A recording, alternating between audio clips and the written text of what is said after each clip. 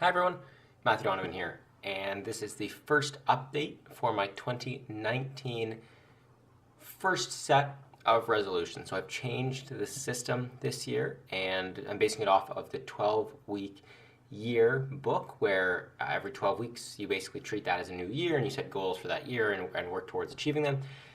And the main thought process behind that is that in a big year, really you wait until the end to get things done. And I saw that last year, I've seen that in the past, so I don't want that to be something happening. And also what I saw last year, and this is not necessarily something that came up in the book, although I suppose it was touched on a little bit, is it's tough to make resolutions that are applicable for an entire year. So for example, last year I had some relating to co-op, but that's really only applicable to one term I won co-op, or this is only applicable during one term. So having a shorter time frame makes a lot of sense, and that's what I've been finding so far as I've been doing this.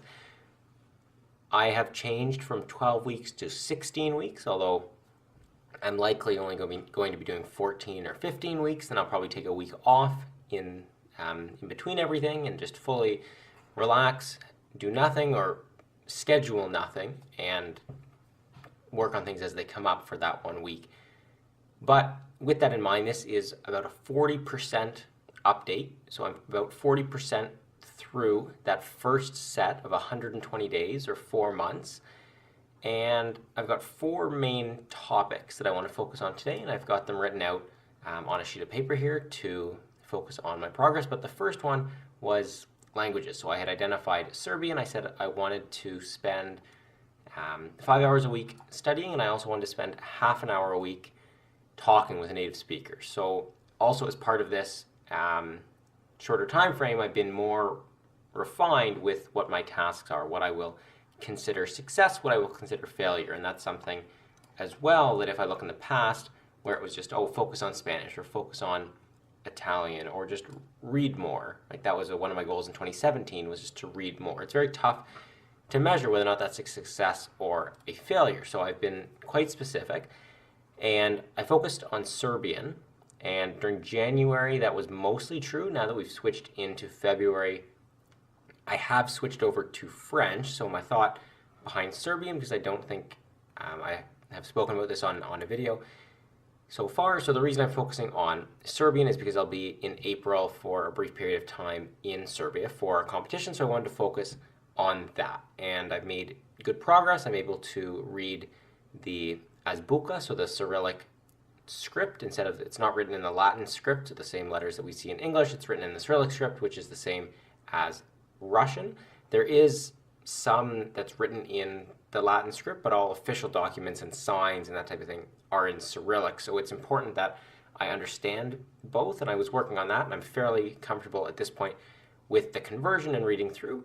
My main preparation, or my main studying on Serbian has been a little bit of Croatian, and I don't believe I've talked about this on a video. I feel like I have, but I guess I maybe did a little bit in December, so forgive me if I'm overlapping a little bit. But I had a Croatian course that I worked through, a Pimsleur Croatian course. Croatian and Serbian very similar from a spoken perspective. Croatian is written in the Latin script, whereas Cyrillic is used for Serbian, so they don't match up on the written side. But the audio course was perfectly fine, so I worked through the audio course. That was primarily, that last little bit in January, but mostly in December. What I was doing in January was I actually hired someone to transcribe and translate. So translate, record the audio, and then I guess transcribe or have that written translation of 20 beginner stories that I use, and these are the same stories that I've used in other languages that are available on Link, but I had someone transcribe them and translate into Serbian, into both the Cyrillic alphabet and the Latin alphabet, because again, they both do come up and I want to be familiar with both, and I've been working through that. I've only made it through about the first 5, but I think there is value in just going through all 20 of them, not understanding fully, and then slowly working to understand. I always have this confusion or apprehension about, do I want to focus on fewer stories and try and understand them better, or just listen to all 20 and then slowly see what sticks in my mind? And I'm thinking that latter approach makes more sense. However, as I was mentioning, that was mostly in January. I also had, jumping down to the second bullet point here, I did spend 2 hours speaking with Damien from Serbia. So it wasn't half an hour each week. I had 2-hour-long lessons, tried to space them out maybe 3 weeks apart. So I'm slightly behind on that. It's been 6 weeks, so I should have done 3 hours worth of Serbian. I've only done 2, but still good progress there. And I have another lesson scheduled. I believe it's for 2 weeks from now on March 1st, 1st or 2nd. So I have a little bit scheduled there. But as I said, I'm also off in a week to Montreal for a competition. So I did switch to French. And the main value or the main benefit to French is there's a lot more material available that I'm able to access within the systems that I like to use for languages. So Link has these mini stories. They have other content, they have other stories, and on the internet it's very easy to find content, particularly relating to Quebec, which is where I'll be. So I've been doing a little bit of that. I've sort of switched from Serbian, and for the month of February just focus on brushing up my French. I did study it for almost 10 years in school, and I've studied it in the past just to brush up before I go to Montreal.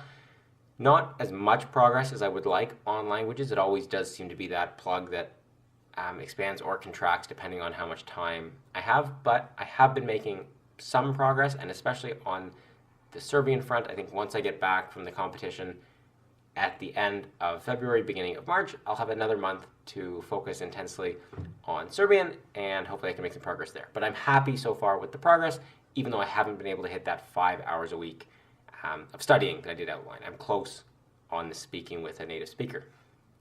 On the exercise front, I've outlined 4 things on my website: swimming, running, inner tube water polo, and bouldering. I would consider this a success from an exercise front, although the proportions have changed slightly. So I haven't been swimming. I do go once a week to play inner tube water polo when that happens. There have been a couple weeks where we haven't played, or the game's been canceled, or I had a conflict. But on Sundays, I go and play inner tube water polo. Running, I have done since I started running just prior to the beginning of the year. So it was the last week in 2018 I started running, and I've gone running 13 times since then, which is approximately twice a week. And I'm starting to amp that up. I had a slow period in the beginning of January, but now that I'm back, I've been going 2 or 3 times a week down to the basement to the treadmill to run, so I'm very pleased on that front. And the bouldering has expanded. So I'd started with thinking just 1 day a week on Thursdays when I do the intramurals, but I'm very much enjoying bouldering, and I'd recommend anyone who might be watching these to go and try out bouldering. It's tons of fun.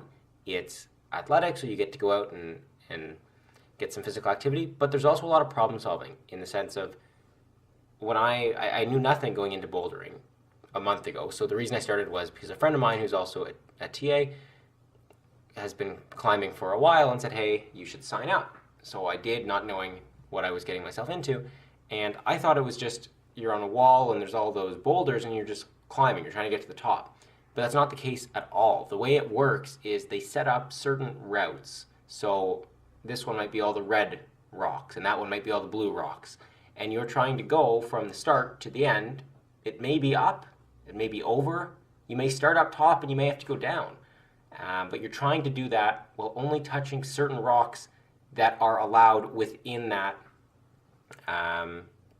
path, I suppose.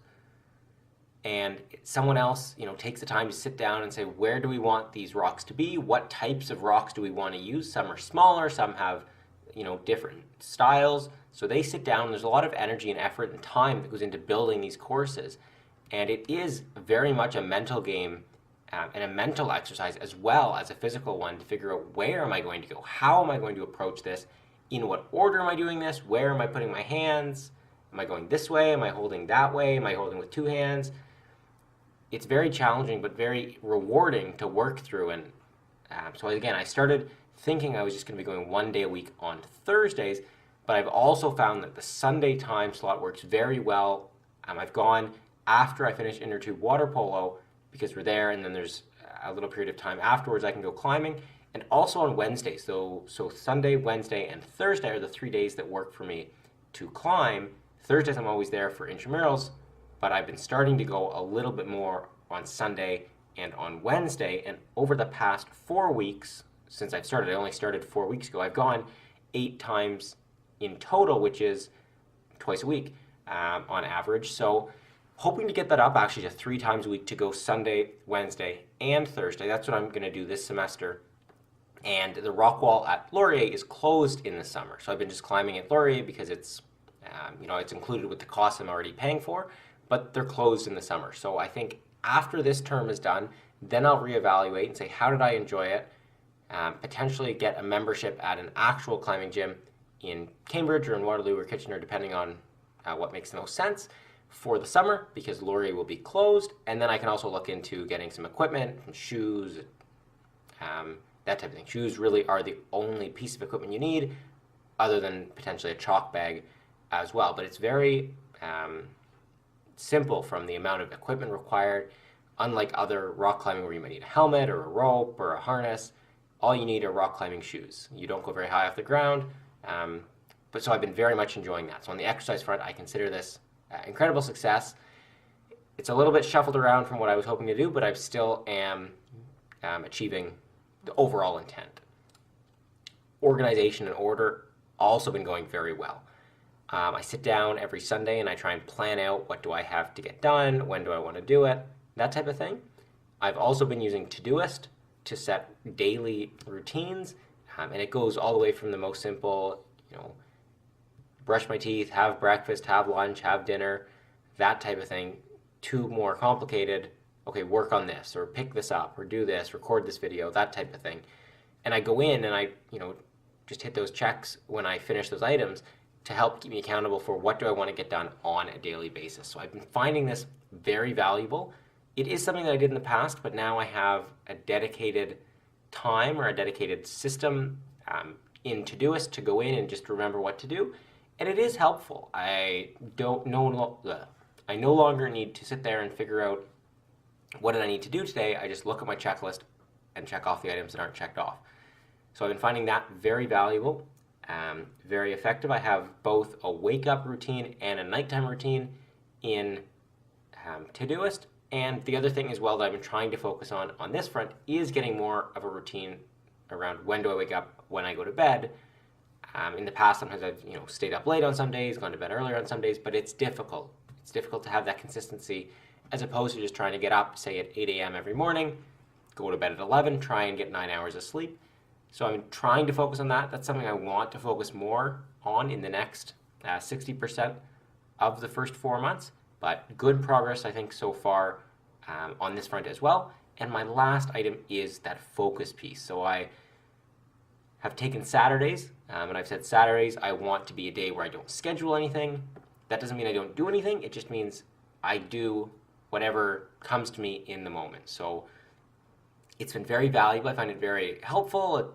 Great to know that I don't necessarily need to work on any assignments or get anything done. Sometimes I'm sitting there and I say, hey, maybe I'll spend a half hour working on an assignment or working on a project, and that's fine. But I don't want to have that burden of, hey, I need to get this done today. So I found that very valuable. That's sometimes when I go running. I've made banana bread twice. I clean. It's a great time to do laundry, any of these things, because I don't feel as though I need to get this done, I need to get that done. I can look at it and say, what do I want to do? What do I need to do? Big picture, and not need to worry about all the small things. So that was going very well through January. Unfortunately, the past 2 weeks in February, I haven't been able to do that. The first week I had a university class or a project that culminated on Saturday, so we had to go in and watch some presentations in the morning, and then had a fair, like a poster board fair in the afternoon, so that was all day. And last week was a case practice all day Saturday, prepping for our upcoming competition. But this week I'm hoping to take 2 days, so I'll take Friday and I'll take Saturday, just relax and rest, and that's also in preparation for the upcoming competition, which will be a week long, so I won't be able to take the Saturdays off. So it's not something that's been happening every week, but I do see great value in taking a day just to relax, not have anything planned, but again, still getting stuff done, but whatever you want to get done. You don't have any obligations. It's not always Saturdays. Sometimes I've shifted it around as I've said. and sometimes it just doesn't happen. But I think as a general rule, finding that very valuable. And that's also partly why I'm thinking at the end of each one of these semesters, if I can, I'll take that week gap. I was listening to a podcast where the individual was saying every week they take off one day, every 7 weeks they take off a full week, and every 7 years they take off an entire year. And he was just getting to that 7th year at the time, so he didn't have any experience on how it has gone. It was upcoming. But he did say that taking off a week every 7 weeks, one, it makes a lot of sense. It lets you relax, refocus, reprioritize, and maybe that's the next iteration of this. Right now I'm doing semesters because it makes the most sense. Maybe I'll shorten down to 12 weeks or even to 7 weeks, then take off a week, and then it'll be periods of 2 months. It'll be just 2-month sprints. But it is very valuable, is very rewarding. I'd recommend as well anyone, so bouldering or rock climbing is something that you need to have a little bit of interest in. I think this focus and taking a day off to just dedicated relax and refocus can be very valuable. I'd recommend anyone do that if you haven't already. That's my update for the first 40% of semester 1 of 2019. Lots of clarifications on there, but really trying to time box this to make it valuable. I've personally, looking back at this, I think I've been making great progress, and I think that's because what I want to do is very focused, it is very directed, and I have reasons for that. Looking back at previous years, they span the whole year, the resolutions. You get a month where you might not be as particular about following that goal, but here I've got these items, they're applicable, they're focused, and they're defined, and I think I've been making good progress on there. So as always, thanks for watching. I'll probably be back in another month or so with maybe a 70%, 75% update, and then we'll do one more at 100%. Thanks as always for watching, and I'll talk to you soon. Bye.